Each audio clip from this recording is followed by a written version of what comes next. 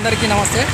నా పేరు గుండు రమణయ్య. మన ఛానల్ డ్రాయింగ్ టీచర్ రమణయ్య. ఈరోజు మనము ఒక జాతీయ స్థాయిలో ఉన్నటువంటి సైకత కళలో నైపుణ్యం పొందినటువంటి రేవెల్లి శంకర్ గురించి మనం ఇప్పుడు ఈరోజు తెలుసుకుందాం.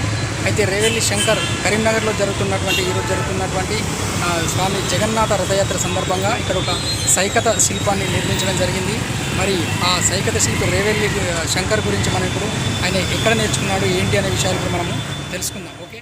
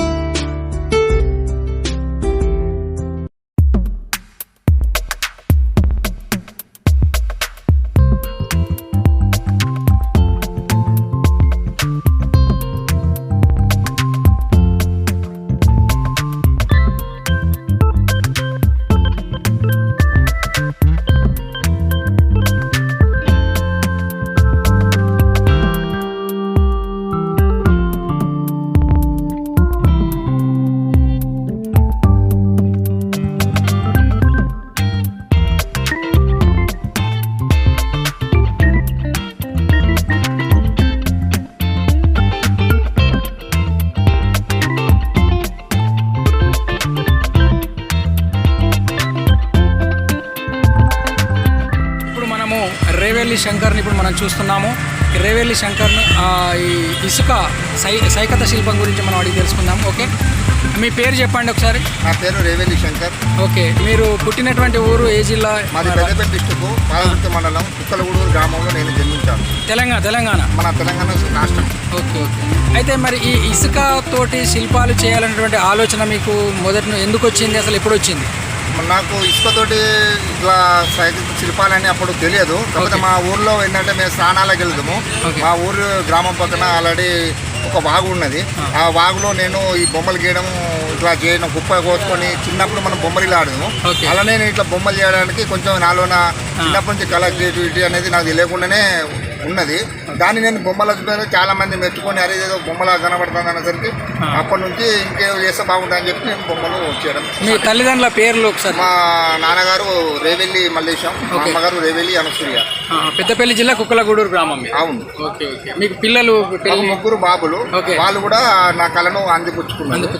పెద్ద అబ్బాయి పేరు రేవెల్లి తేజ, రెండో ఆయన పేరు ఆల్రెడీ విశ్వరాజు, ఆయన పేరు విశ్వనాథ్. ఎంతవరకు చదువుకున్నారు? చదువు 10th క్లాస్ వరకు తెలుసు. మరి 10th తర్వాత ఎందుకు అంటే బంద్ చేసిండ్రా, లేకపోతే దగ్గర మీరు చదువుకునే అవకాశం లేదా, మీకు ఇంట్రెస్ట్ లేదా? అయితే నాకు వాస్తవానికి ఏంటంటే కళ మీద చాలా ఇంట్రెస్ట్. నేను ఆల్రెడీ చిన్నప్పటి నుంచి బొమ్మలు దించడం. మా విలేజ్లో ఎల్లమ్మ గుడి ఉన్నది. అంటే నేను 10 సంవత్సరాలు పిల్లైనప్పుడే ఎల్లమ్మ గుడి ఉన్నది, గౌడ సంఘం. దాని మీద నేను బొమ్మలు దించడం 7th క్లాస్ నుంచే సొంతంగా బొమ్మలు వేయడం జరిగింది కలర్లతో. అక్కడికి వెళ్ళి నా ప్రస్థానం కళాకారుడుగా మొదలైంది.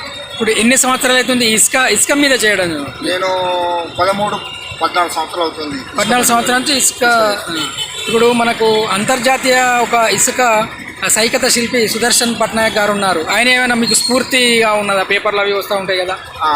అంటే నేను పేపర్లో ఇట్లా సైకత శిల్పాలు చేస్తే నేను ఇంటర్నేషనల్ లెవెల్లో ఉంటుంది ఈ కళ అనేది నాకు అప్పుడు తెలియదు. కాకపోతే నేను ముందు చేస్తూ వెళ్ళిపోయిన తర్వాత ఇది ఇంటర్నేషనల్ ఈ కళతో నాకు తెలిసినాక ఆ దేవుని దేవల్ల ఇవాటి రోజున నేను అదే ఇంటర్నేషనల్ శాండ్ ఆర్టిస్ట్, అదే పద్మశ్రీ అవార్డు గ్రహీత Sudarshan Patnaik sand artist international, ఆ సార్ చేతిలో వెళ్ళి సార్ ఆధ్వర్యంలో నేను ఈ సైకత శిల్పాలు చేయడం జరుగుతుంది. నాతో పాటు ప్రపంచ దేశ కళాకారులందరూ ఎందరో మేధావులు కళాకారులు వచ్చి నాతో పాటు చేయడం జరుగుతుంది. ఆ పార్టిసిపేట్ ఇంటర్నేషనల్ శాండ్ ఆర్ట్లో నేను ఒక శాండ్ ఆర్టిస్ట్గా పార్టిసిపేట్ చేయడం, ఒక అంతర్జాతీయ కళాకారుడుగా నేను ఆ దేవుడు ఇచ్చిన వరం అనుకుంటున్నాను. మరి ఇప్పుడు మనము బ్రతకాలంటే, మనిషి బ్రతకాలంటే ఏదో ఒక ఉపాధి ఉండాలి కదా. మరి డబ్బులు దేని గురించి, మీ జీవనోపాధి దేనిపైన ఉన్నది? మరి నేను గతంలో మా క్యాస్ట్ వరకు రావాలన్న ఆలోచనతో ఒక ఆర్టిస్టే కాకుండా నేను చెక్కనం కొట్టేది, అంటే వుడ్ కార్వింగ్ అంటుంటాను. ఆ చెక్కలో కూడా కర్రలో కూడా టేకర్లో విగ్రహాలు చెక్కేవాడిని, తలుపులకు డోర్లకు దిగాను. ఇక తర్వాత ముందు సిమెంట్ విగ్రహాలు చేయడం, నేనే సొంతంగా విగ్రహాలు చేయడం చేసిన తర్వాత ఈ శాండ్ ఆర్టిస్ట్గా ఇది పేపర్లో మీడియాలో రావడం చేయడం ద్వారా ఇందులో ఏదో నాకు చైతన్యం నింపి నాలో ఉన్న కళను బయటికి తీయడానికి ఎక్కువ అవకాశం ఇచ్చిన కళ అంటే సైకత శిల్పాలు. మరి ఇప్పుడు ఆదాయం ఏమన్నా ఉంటుందా ఈ నేను సైకిల్ ఆల్రెడీ శిల్పం? సిమెంట్ విగ్రహాలు చేస్తాను. ఆ. దానిలో నేను కమర్షియల్ గా నాకు భార్య పిల్లలు బతకడానికి నేను దాంట్లో జీవనోపాధి లభిస్తుంది. కల్పిస్తుంది. ఓకే ఓకే, ఇది ప్యాషన్ అన్నట్టు, ఇది ఒక ప్యాషన్ అన్నట్టు. అంబేద్కర్ విగ్రహాలు కానీ ఓకే ఇట్లా చెప్పుకుంటూ పోతే రాజకీయ నాయకులై ఇలా హనుమాన్ ఒక 30 ఫీట్ల హనుమాన్ విగ్రహాలు చేయడం జరిగింది, 20 ఫీట్లు చేయడం జరిగింది.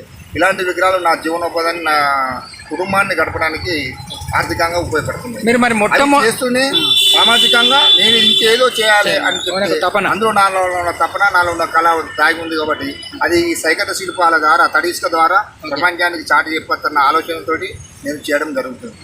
మరి మహానుభావుల జయంతులకు కానీ, పుట్టినరోజులకు కానీ, అలాంటి వర్ధంతులకు కానీ చేయడం జరుగుతుంది. మరి మొట్టమొదటిగా చేసినటువంటి ఇసుకతో చేసినటువంటి విగ్రహం ఏంటిది? మీరు మొట్టమొదటి నేను చేసింది ఆల్రెడీ సద్దుల బతుకమ్మ. అంటే నేను బయటకు వచ్చింది సద్దుల బతుకమ్మ ద్వారా. ఓకే. ఇప్పుడు జాతీయ అంతర్జాతీయ స్థాయిలో ఏమైనా అవార్డులు కానీ లేకపోతే నగదు బహుమతులు కానీ ఏమైనా అందుకున్నారు? అందుకున్నా అండి.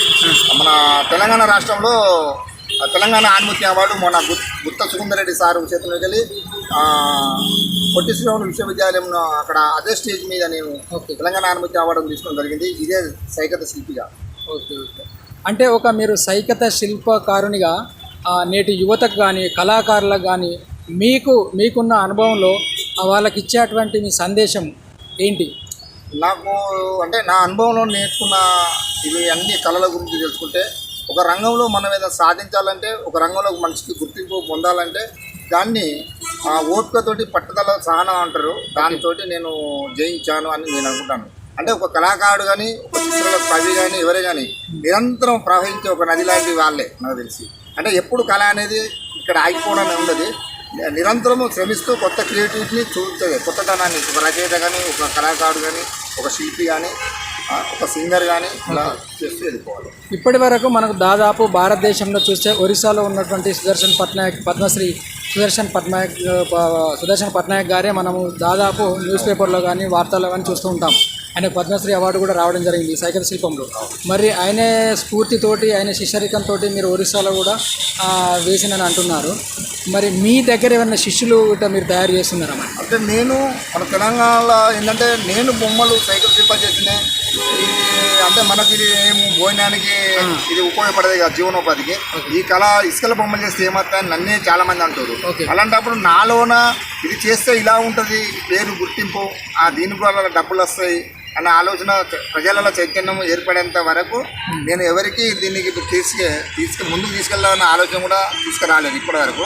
కాకపోతే ఇప్పుడు అర్థం చేసుకున్నారు. ఎందుకంటే దీనివల్ల ఇంటర్నేషనల్ లెవెల్లో వెళ్ళిపోయింది కాబట్టి మన పిల్లలు కూడా కళలు నేర్పిస్తే పర్లేదు అన్న ఆలోచన పేరెంట్స్లో కూడా, పేరెంట్స్లో కూడా ఉన్నది. ముందు నేను కూడా ఇట్లా కళను నేను బయట తీయాలనుకుంటున్నా.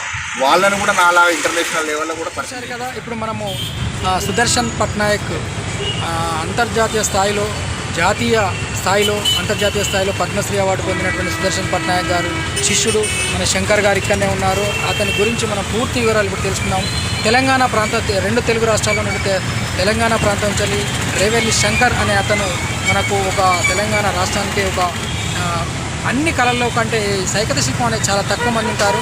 దాంట్లో రేవెల్లి శంకర్ అనేది మన తెలంగాణ ప్రజల యొక్క అదృష్టం. మరి ఈయన కూడా ఇంకా ఎన్నో అవార్డులు తీసుకొని ఎంతోమందికి ఈ యొక్క కళ ద్వారా సమాజంలో జరుగుతున్నటువంటి అనేక సమస్యలే కావచ్చు, మిగతా కార్యక్రమాలే కావచ్చు, దీని ద్వారా ప్రజలకు తెలియజేసేటువంటి శంకర్కి మనం అభినందిద్దాం. భవిష్యత్తులో ఇంకా ఎన్నో పైకి ఎదగాలని కోరుకుంటున్నాం.